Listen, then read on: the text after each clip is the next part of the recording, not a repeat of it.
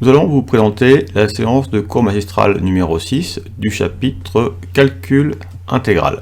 Dans cette vidéo, nous présenterons la notion de valeur moyenne d'une fonction réelle sur l'intervalle, ainsi que la notion d'intégrale impropre. Nous présentons les consignes pour assister à un cours magistral en distanciel. Ce cours magistral en distanciel se déroulera selon une alternance de présentation du polycopié où nous aborderons les notions théoriques du polycopié et des exemples rédigés. Ces exemples rédigés, lorsque nous les aborderons, vous devrez mettre en pause régulièrement pour vous donner le temps de noter ces exemples rédigés et de compléter les éventuels trous qui pourront apparaître dans la rédaction de ces exemples. À la fin de la séance, vous devrez disposer des exemples du cours magistral rédigés sur papier. Et ensuite, si vous voulez retravailler ce CM, vous vous disposerez donc de vos notes papier ainsi que de la version numérique du polycopié. Lors de la dernière séance, nous avons présenté un exemple illustrant la méthode des rectangles qui consiste à approximer une intégrale à l'aide d'une somme de Riemann de rang n. Nous allons maintenant voir la notion de valeur moyenne, soit f une fonction réelle définie sur l'intervalle AB et continue sur l'intervalle AB. On appelle valeur moyenne de f sur l'intervalle AB le réel noté grand V qui est égal à 1 sur b moins a fois l'intégrale de AB de f. Nous allons présenter l'exemple 4.3 pour illustrer cette notion. Nous présentons la rédaction de l'exemple 4.3. Nous considérons V de t qui est la vitesse à l'instant t d'une voiture en ville. Et cette vitesse, nous la mesurons en km/h. Alors nous avons représenté ici un graphique donnant l'évolution de la vitesse en fonction du temps. Donc à l'instant t égale 0, la voiture est à l'arrêt, donc la vitesse est nulle. Ensuite, la voiture va démarrer et accélérer jusqu'à atteindre la vitesse de 50 km/h. Elle va continuer à se déplacer à la vitesse de 50 km/h, donc jusqu'à arriver à 0,5 heures, c'est-à-dire à 30 minutes. Et ensuite, elle va décélérer pour s'arrêter, et elle s'arrêtera donc au bout de 36 minutes par rapport à son instant de départ. Et donc, à cet instant, la vitesse devient nulle. Alors, nous voulons déterminer la vitesse moyenne de la voiture entre t0 égale 0 heure et t1 égale 0,6 heures. Nous savons que 0,6 heures correspond à 36 minutes. C'est-à-dire que nous voulons, durant cet intervalle de temps, entre 0 heure et 0,6 heures, nous voulons savoir quelle est la vitesse moyenne du véhicule. Alors pour cela, nous avons utilisé cette formule qui nous dit que la vitesse moyenne va être égale à 1 sur t1 moins t0, intégrale de t1 à t0 de la vitesse. Et nous savons qu'une intégrale correspond en fait à un calcul d'air. Donc nous savons que l'intégrale entre t0 et t1 de la fonction vitesse correspond en fait à l'aire de ce trapèze. À l'aire donc qui est sous la courbe représentant v de t, et nous remarquons que l'aire sous cette courbe est l'aire en fait d'un trapèze. Rappel, nous rappelons comment calculer l'aire d'un trapèze. Dans un premier temps, nous rappelons ce que c'est qu'un trapèze. Un trapèze est un quadrilatère ayant deux côtés opposés parallèles. Nous avons bien ce côté qui est parallèle à son côté opposé, donc ce quadrilatère est bien un trapèze. Nous notons petit b, la petite base, grand B, la grande base, et h, la hauteur entre ces deux bases. Alors, l'aire du trapèze, grand A, est donné par hauteur fois la somme des bases, c'est-à-dire grande base plus petite base, le tout divisé par 2. À l'aide de cette formule, nous allons pouvoir calculer l'intégrale de t0 à t1 de v de t dt, car cette intégrale, nous avons vu, c'est l'aire du trapèze, en fait l'aire de ce trapèze. Alors sur ce trapèze, nous allons identifier la hauteur, la petite base, la grande base, et en appliquant alors cette formule, nous trouverons la valeur de l'intégrale. Et comme nous considérons que nous calculons une aire, nous préciserons quelle est l'unité correspondant à ce calcul intégral. Et ensuite, nous pourrons remarquer qu'en fait, nous avons calculé une distance et nous préciserons quelle est la distance que nous avons calculée. Alors, vous pouvez mettre cette vidéo en pause, prenez le temps de compléter les blancs, puis la relancer pour avoir ma rédaction. Nous commençons par préciser l'unité de mesure de cette intégrale. Nous savons que la vitesse se mesure en km/h. Nous savons que dt est une variation de temps, elle se mesure donc en heures, et des km/h fois des heures nous donne des kilomètres. Ainsi, cette intégrale va nous donner une grandeur en kilomètres. Alors ensuite, nous considérons chacune des grandeurs du trapèze. Alors la hauteur h, nous remarquons qu'elle est égale à 50 km/h, nous remplaçons h par 50. La grande base, la grande base grand B a une longueur de 0,6 heures, donc nous remplaçons grand B par 0,6 heures.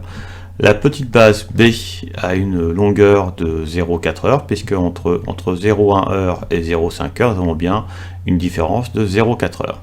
Donc petit b vaut 0,4, 0,4 plus 0,6 vaut 1, 1 fois 50 nous donne 50, 50 sur 2 nous donne 25, nous obtenons ainsi 25 km. Donc cette intégrale nous donne 25 km. Et 25 km c'est une distance, donc nous remarquons que cette intégrale nous donne une distance, et ça correspond à la distance parcourue par la voiture entre les dates t0 et t1. Nous avons établi que l'intégrale de t0 à t1 de la vitesse est égale à 25 km, pour t0 qui est égal à 0 heure, et t1 qui est égal à 0,6 heures. Et nous, ce que nous voulons, c'est la vitesse moyenne entre t0 et t1. Nous appliquons la formule du cours, la vitesse moyenne, est donc égale à la valeur moyenne de la vitesse sur l'intervalle t0-t1, ce qui nous donne 1 sur t1 moins t0, intégrale de t0 à t1 de la vitesse.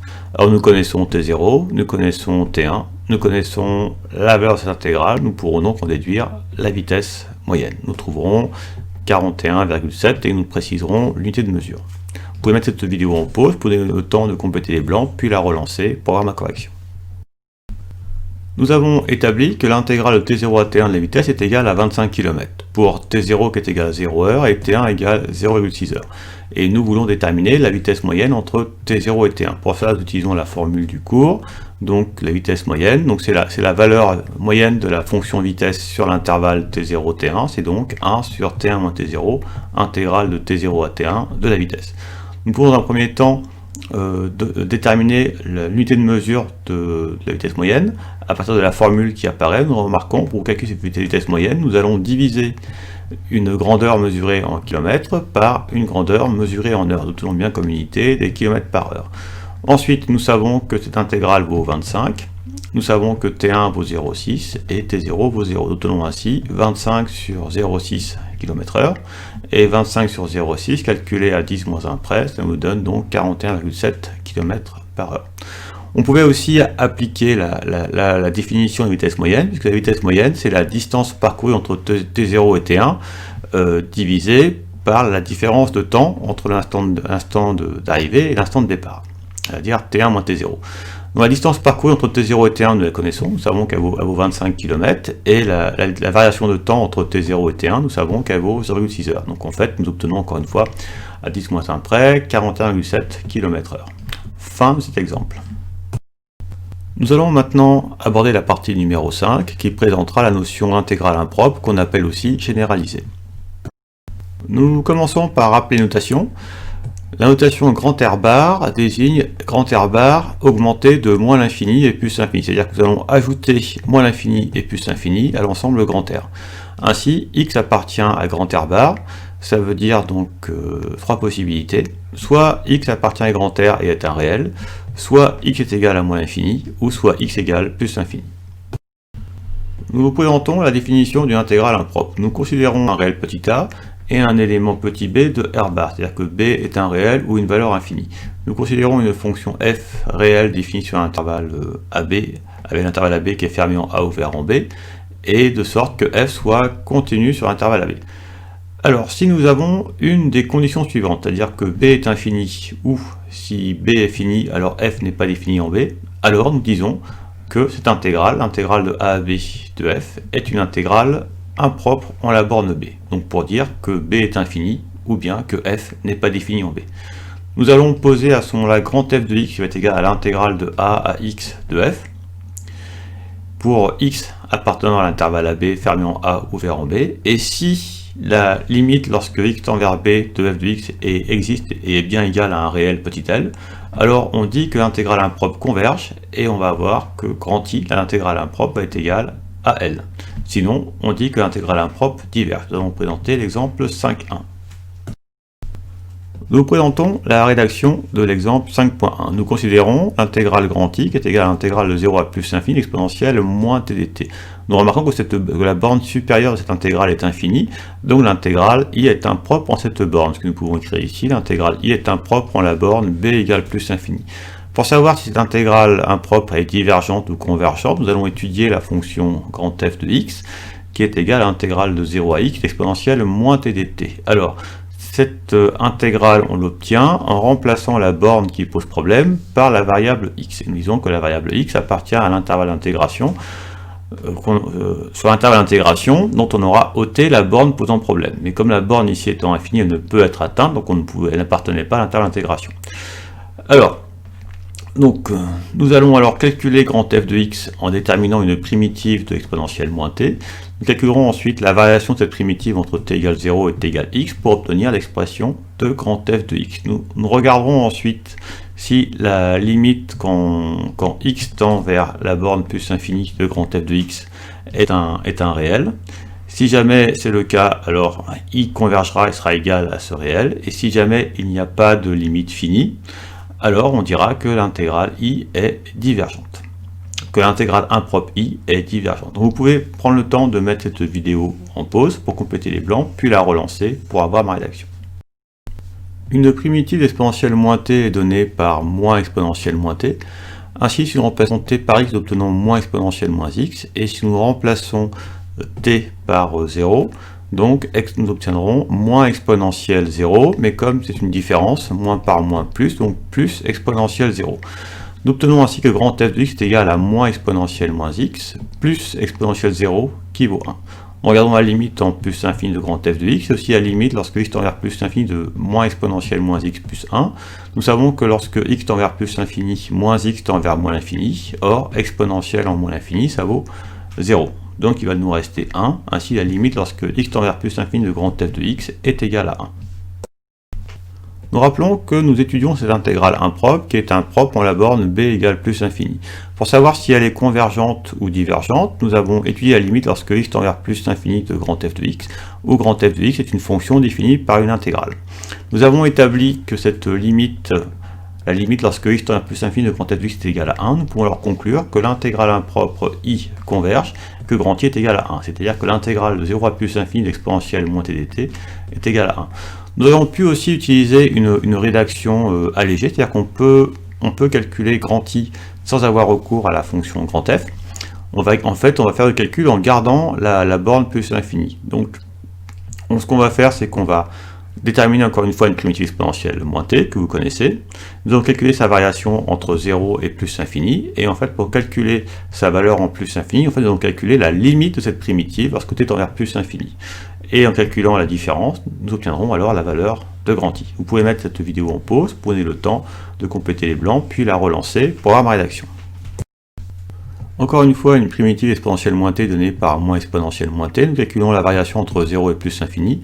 Donc en t égale plus infini, nous calculons la limite lorsque t tend vers plus infini de moins exponentielle moins t, et en t égale 0, nous obtenons donc moins exponentielle 0. Alors nous savons que la limite en plus infini exponentielle moins t est égale à 0, puisque moins t tend vers moins l'infini, et que la limite en moins infini exponentielle vaut 0. Nous savons que moins exponentielle 0 donne plus exponentielle 0 valant 1, nous obtenons 1, et 0 plus 1 vaut 1, donc nous trouvons ainsi que grand i est égal à 1, et comme nous avons obtenu une valeur finie, nous pouvons dire que grand i converge. Nous présentons l'interprétation graphique de cette égalité, qui nous dit que l'intégrale de 0 à plus infini exponentielle moins t dt est égale à 1. Nous savons qu'un calcul intégral correspond à un calcul d'air, c'est-à-dire que si nous représentons la courbe d'équation y est égale à exponentielle moins t, pour t appartenant à l'intervalle 0 plus infini, puisque 0 plus infini est l'intervalle d'intégration, nous savons que l'aire comprise entre l'axe OX et la courbe correspond à l'intégrale de 0 à plus infini exponentielle moins t dt. Et cette égalité nous dit que l'aire sous cette courbe, l'aire comprise entre la courbe et l'axe OX, est égale à 1, c'est-à-dire est égale à 1 cm² si nous considérons que l'unité d'aire est le cm² pour ce repère. Ce qui veut dire que si nous voulons peindre la surface qui est sous la courbe, même si cette courbe a une longueur infinie, la surface est finie, c'est-à-dire qu'il nous faut acheter de la peinture juste pour couvrir 1 cm². Donc nous pouvons peindre cette surface, même si son contour va être d'une longueur infinie. Donc l'aire si nous posons grand A qui est égal à l'air sous la courbe, nous avons donc que grand A est égal à l'intégrale de 0 à plus l'infini exponentielle montée dt fois ut d'air, c'est-à-dire est égal à 1 cm². Nous allons faire un autre exemple, nous allons considérer grand I qui est égal à l'intégrale de 0 à 1 de 1 sur t. Nous allons voir que cette intégrale est impropre et nous allons étudier si elle est convergente ou divergente. Exemple, nous considérons l'intégrale grand I qui est égale à l'intégrale de 0 à 1 de 1 sur t dt. Nous remarquons qu'aucune de ces deux bornes n'est infinie, mais par contre la fonction que nous intégrons, 1 sur t, elle est bien définie en la borne 1, mais n'est pas définie en 0. Effectivement, si je remplace t par 0, 1 sur 0, ce n'est pas défini. Donc cette intégrale est donc impropre en la borne 0, c'est ce que nous écrivons ici. I est impropre en la borne a égale 0, car la fonction intégration 1 sur t n'est pas définie en cette borne. Alors pour savoir si cette intégrale impropre est divergente ou convergente, nous allons poser grand f de x est égal à l'intégrale de x à 1 de 1 sur t dt. Cette intégrale est obtenue en remplaçant la borne qui pose problème par x. Et ensuite nous allons dire que x appartient à l'intervalle d'intégration 0, 1, mais en retirant la borne qui pose problème, la borne 0, à cet intervalle. C'est-à-dire que x appartient à l'intervalle 0, 1, ouvert en 0, fermé en 1.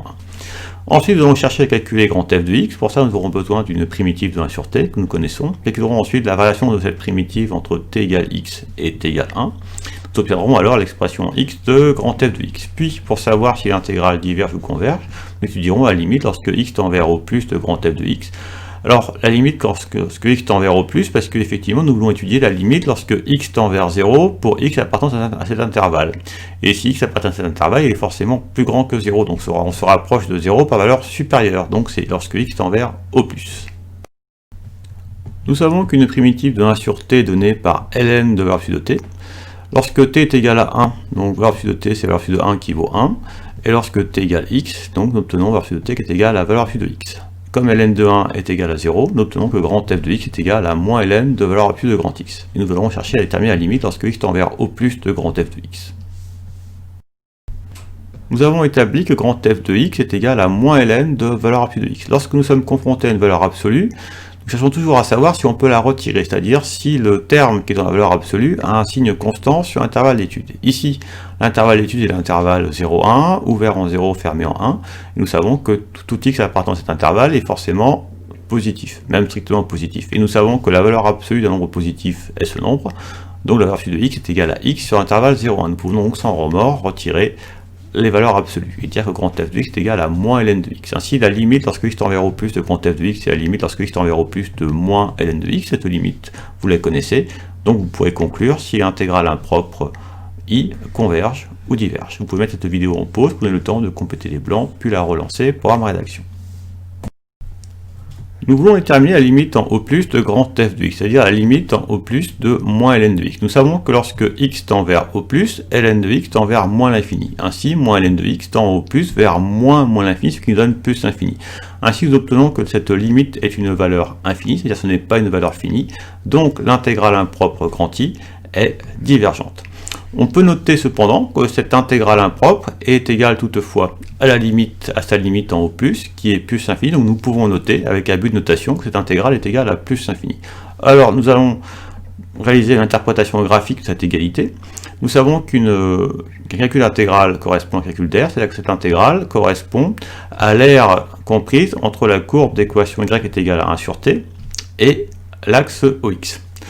C'est-à-dire que grand A, cette aire assurée, est donc l'aire sous la courbe, et donc l'intégrale de 0 à 1 de 1 sur t dt. Et nous savons que cette intégrale a une valeur infinie. Donc l'aire a aussi une valeur infinie, c'est-à-dire que si on nous demandait de peindre l'aire sous cette courbe, il nous faudrait une quantité infinie de peinture, ce ne serait donc pas possible. Rappel. Pour tout réel alpha différent de 1, les primitives de 1 sur t puissance alpha sont données par moins 1 sur alpha moins 1 fois 1 sur t puissance alpha moins 1 plus une constante k. Ainsi, si nous voulons calculer les primitives de 1 sur t puissance 6, nous remarquons que nous avons 1 sur t puissance alpha avec alpha qui vaut 6, donc alpha moins 1 est égal à 5. Nous obtenons ainsi que les primitives de 1 sur t puissance 6 sont données par les fonctions de la forme moins 1 cinquième fois 1 sur t puissance 5 plus une constante k. En exercice, nous allons appliquer ce rappel pour étudier la nature des intégrales i suivantes, qui seront en fait à chaque fois des intégrales impropres, ce que nous préciserons, puis nous étudierons si cette intégrale impropre diverge ou converge. Nous considérons la question 1, où nous devons étudier l'intégrale i qui est égale à l'intégrale de 1 plus l'infini de 1 sur t cube dt. Nous remarquons que la borne supérieure est infinie, donc i est impropre pour cette borne, c'est ce que nous écrirons ici. Pour étudier la convergence, nous poserons grand f de x qui est égal à l'intégrale de 1x de 1 sur t cube, c'est-à-dire que nous remplaçons la borne qui pose problème par x. Et nous disons ensuite que x appartient à l'intervalle d'intégration au t de la borne posant problème. Nous calculerons alors une primitive de 1 sur t cube, nous étudierons ensuite la relation de cette primitive entre 1 et x, nous en déduirons l'expression de grand f de x. Et après ça, nous étudierons la limite en plus infinie de grand f de x pour pouvoir conclure. Vous pouvez mettre cette vidéo en pause, prenez le temps de compléter les blancs, puis la relancer pour avoir ma rédaction. La borne supérieure étant infinie, i est impropre en la borne b égale plus infini. Nous avons posé grand f de x est égal à l'intégrale de 1x de 1 sur t cube. Une primitive de 1 sur t cube est donnée par moins 1 sur 2, c'est-à-dire moins 1 demi fois 1 sur t carré. Calculons la valeur en x, ça nous donne donc moins 1 sur 2x carré, et la valeur en 1 nous donne moins 1 sur 2, et comme c'est une différence, moins par moins plus, donc plus 1 demi. Nous tenons ainsi que grand f de x est égal à moins 1 sur 2x carré plus 1 demi. Nous avons ainsi terminé l'expression de grand f de x. Pour savoir si cette intégrale impropre est convergente ou divergente, nous allons étudier la limite lorsque x tend vers plus infini, c'est-à-dire lorsque x tend vers la borne qui pose problème de grand f de x. Cette limite sera facile à calculer et vous pourrez alors conclure, à savoir si i diverge ou converge, et si en le cas où i converge, préciser la valeur de grand i, que vous pourrez aussi interpréter à l'aide d'une égalité où apparaît l'intégrale que nous avons étudiée. Ensuite, nous nous intéresserons à la question numéro 2. Vous pouvez mettre en pause cette vidéo pour vous donner le temps de compléter les blancs, puis relancer pour avoir ma rédaction. Lorsque x tend vers plus infini, moins 1 sur 2x au carré tend vers moins 1 sur plus infini qui vaut 0, ainsi la limite en plus infini de grand f de x est égale à 0 plus 1 demi qui vaut 1 demi. Nous pouvons conclure que l'intégrale impropre grand i converge et que sa valeur est égale à 1 demi, c'est-à-dire que l'intégrale de 1 plus infini de 1 sur t cube dt est égale à 1 demi. Nous allons maintenant étudier la deuxième intégrale. À la question numéro 2, nous devons étudier l'intégrale grand i qui est égale à l'intégrale de 0 à 1 de 1 sur t carré. Nous remarquons qu'aucune des bornes est infinie, mais que 1 sur t carré n'est pas défini dans la borne 0. Ainsi, nous pourrons dire que i est impropre en cette borne. Pour savoir si l'intégrale i diverge ou converge, nous allons poser grand f de x qui est égal à l'intégrale de x à 1 de 1 sur t carré dt. Cette intégrale est obtenue en remplaçant la borne posant problème par x et en disant que x appartient à l'intervalle d'intégration au t de la borne. L'intervalle d'intégration, c'est l'intervalle 0,1, et nous retirons la borne 0, nous donnons ainsi l'intervalle 0,1, ouvert en 0, fermé en 1. Nous calculerons ensuite une primitive d'un sur t carré. Nous déduirons l'expression de grand f de x en x. Ensuite, nous en déduirons la limite lorsque x tend vers au plus de grand f de x, et nous pourrons conclure si l'intégrale impropre que nous étudions, si elle est divergente ou convergente. Vous pouvez mettre la vidéo en pause, prenez le temps de compléter les blancs, puis la relancer pour avoir ma rédaction. Nous avons établi que i est impropre en la borne a égale 0 car la fonction 1 sur t carré n'y est pas définie. Nous avons posé grand f de x est égal à l'intégrale de x à 1 de 1 sur t carré. Nous savons qu'une primitive de 1 sur t carré est donnée par moins 1 sur t. Ainsi, en remplaçant t par 1, nous obtenons moins 1. En remplaçant t par x, ça nous donne moins 1 sur x, mais comme c'est une différence, nous obtenons donc moins 1 sur x qui nous donne plus 1 sur x. Ainsi, grand f de x est égal à moins 1 plus 1 sur x. Alors la limite lorsque x tend vers au plus de grand f de x, c'est aussi la limite lorsque x tend vers au plus de moins 1 plus 1 sur x, mais 1 sur x en au plus tend vers plus infini, et moins 1 plus infini nous donne plus infini. Ainsi la limite lorsque x tend vers au plus de grand f de x est égal à plus infini qui est une valeur infinie, donc l'intégrale impropre grand i diverge. Nous pouvons poser que l'intégrale de 0 à 1 de 1 sur t carré dt est égale à plus infini. Fin de cet exemple. Nous présentons la définition d'une intégrale doublement impropre. Nous considérons donc a et b deux éléments de R bar, c'est-à-dire que a et b peuvent être soit des réels, soit des valeurs infinies, et nous considérons une fonction f définie sur l'intervalle ouvert ab, qui est donc une fonction réelle continue sur l'intervalle ab ouvert en a et en b. On dit que cette intégrale, l'intégrale de a à b de f, est une intégrale doublement impropre si l'intégrale est impropre à la fois en la borne a et en la borne b. Alors pour étudier si cette intégrale impropre converge ou diverge, nous allons poser un réel c qui appartiendra à l'intervalle d'intégration AB, et on posera donc une intégrale j qui sera l'intégrale de CAB de f, qui est donc une intégrale qui est impropre en B, et grand K qui est égal à l'intégrale de A à C de f, qui est donc impropre en A. Et si ces deux intégrales convergent, alors on dira que I converge, et on aura que grand I est égal à K plus J. Parce que nous remarquons effectivement que si les deux intégrales sont bien définies, alors K plus J nous donne l'intégrale de A à C plus l'intégrale de C à B de f, et nous savons que par Chasles, l'intégrale de A à C de f plus l'intégrale de c à b de f donne l'intégrale de a à b de f, c'est-à-dire nous donne bien l'intégrale grand I. Nous allons présenter l'exemple 5.2. Nous présentons la rédaction de l'exemple 5.2. Nous allons commencer par rappeler l'allure de la courbe de la fonction arctangente. C'est une courbe que vous devez bien connaître. Nous reprécisons qu'une valeur rapprochée de pi est 3,14. Une valeur rapprochée de pi sur 2 est 1,57. Nous avons construit un repère orthonormé. Nous avons placé en ordonnée moins pi sur 2 et pi sur 2. Nous avons représenté en pointillé la droite d'équation y est égale à pi sur 2 et en pointillé la droite d'équation y est égale à moins pi sur 2. Nous avons aussi représenté la droite d'équation y est égale à x.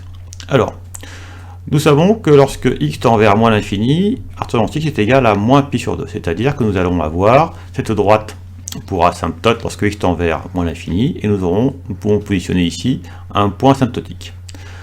Ensuite, nous savons que arctangente de 0, ça vaut 0, et que la tangente à la courbe au point abscisse 0 est donnée par y est égal à x. Nous avons donc ainsi la tangente au point d'abscisse x égale 0.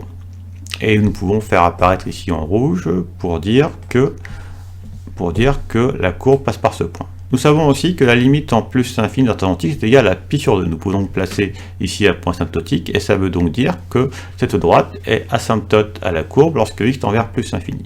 Nous savons que la fonction arctangente est croissante sur grand R. Ainsi, nous allons partir de ce point asymptotique, qui va être proche de l'asymptote. Nous allons passer par l'origine tout en venant caresser la tangente, et nous allons chercher l'autre point asymptotique, et nous aurons alors représenté la courbe de la fonction arctangente. Nous voyons ainsi apparaître l'allure de la courbe de la fonction arctangente. Application. Nous allons calculer l'intégrale grand I qui est égale à l'intégrale de moins l'infini à plus l'infini de 1 sur 1 plus x carré dx. Nous remarquons que cette intégrale est impropre en la borne inférieure qui est infinie et en la borne supérieure qui est infinie. Donc cette intégrale est doublement impropre. Nous disons donc qu'elle est impropre en la borne a égale moins l'infini et en la borne b égale plus l'infini. Alors ce qu'on fait, c'est qu'on décompose cette intégrale doublement impropre en deux intégrales impropres. Nous allons poser c égale 0, qui est, on va dire, la valeur la plus naturelle si on doit choisir une dans moins 1 plus l'infini. On pourrait prendre très bien 1, 2, 3 ou 4, mais bon, nous choisissons 0. Nous choisissons donc la valeur 0 qui appartient à moins l'infini plus l'infini pour découper cette intégrale en deux. Donc nous allons considérer l'intégrale j qui est égale à l'intégrale de 0 à plus l'infini de 1 sur 1 plus carré, qui est donc impropre en b égale plus l'infini, et l'intégrale grand K qui est égale à l'intégrale de moins l'infini à 0 de 1 sur 1 plus carré dx, qui est donc impropre en a égale moins l'infini. Et on voit que si ces deux intégrales convergent et que nous faisons la somme, donc par Chasles, nous obtiendrons l'intégrale de moins l'infini à plus l'infini, c'est-à-dire l'intégrale grand I. Alors, nous allons commencer par étudier grand J.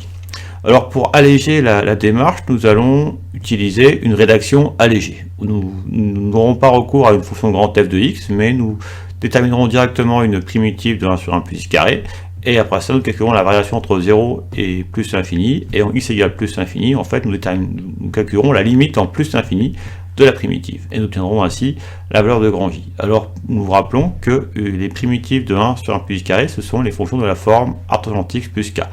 Donc avec cela, vous êtes en mesure de compléter les blancs. Donc, je vous invite à mettre la vidéo en pause, puis la relancer pour comparer ma rédaction. Une primitive de 1 sur 1 plus carré est donnée par arctangente x. Nous calculons la variation de arctangente x entre 0 et plus infini. Alors en x égale 0, nous remplaçons x par 0, nous voyons apparaître arctangente 0. Et en x égale plus infini, nous allons alors considérer la limite quand x tend vers plus infini de arctangente x. Mais d'après le rappel de l'allure graphique de la courbe de arctangente, nous savons que la limite en plus infini de arctangente, c'est pi sur 2. Et nous savons aussi que arctangente 0, ça vaut 0. Donc nous trouvons que grand J est égal à pi sur 2 moins 0, ce qui nous donne grand J égale pi sur 2. Nous déduisons donc que grand J converge. Nous rappelons que nous voulons étudier la convergence de l'intégrale doublement impropre grand I qui est égale à l'intégrale de moins l'infini à plus l'infini de 1 sur 1 plus carré. Pour cela, nous avons posé grand J qui est égal à l'intégrale de 0 à plus l'infini de 1 sur 1 plus carré et grand K qui est égal à l'intégrale de moins l'infini à 0 de 1 sur 1 plus carré. Nous avons établi que grand J converge et vaut pi sur 2. Nous allons maintenant étudier grand K. Nous allons chercher à la calculer encore une fois par une rédaction directe, c'est-à-dire rédaction allégée. Nous allons faire apparaître une primitive de 1 sur 1 plus i carré et calculer la variation de cette primitive entre moins l'infini et 0. Et pour x égale moins l'infini, nous calculerons en fait la limite en moins l'infini de la primitive obtenue. Et nous obtiendrons alors une valeur finie pour k, nous pourrons conclure que k converge, et après ça nous pourrons donc conclure, faire le bilan pour la convergence de grand I. Comme j et k convergeront, nous pourrons déduire que i converge, et alors i sera égal à grand J plus grand K, et nous pourrons donner la valeur de grand I. Alors vous pouvez mettre cette vidéo en pause, prenez le temps de compléter les blancs, puis la relancer pour comparer avec ma rédaction. Nous voulons calculer grand K, nous savons qu'une primitive de 1 sur 1 plus carré est artogante x. Nous calculons la variation entre moins l'infini et 0. Nous rendons x par 0, nous obtenons donc artogante 0. Ensuite, nous calculons la limite quand x tend vers moins l'infini de artogante x. Nous savons que la limite en moins l'infini de artogante x vaut moins pi sur 2. Ainsi, k est égal à 0 moins pi sur 2, ce qui nous donne encore une fois pi sur 2. Donc, nous obtenons une valeur finie, donc k converge. Comme j et k convergent, nous en déduisons que grand I converge, alors grand I est égal à j plus k, c'est-à-dire à pi sur 2 plus pi sur 2, et nous trouvons que l'intégrale grand I est égale à pi, c'est-à-dire que l'intégrale de moins l'infini à plus l'infini de 1 sur 1 plus carré dx est égale à pi. Fin de cet exemple et fin de la séance.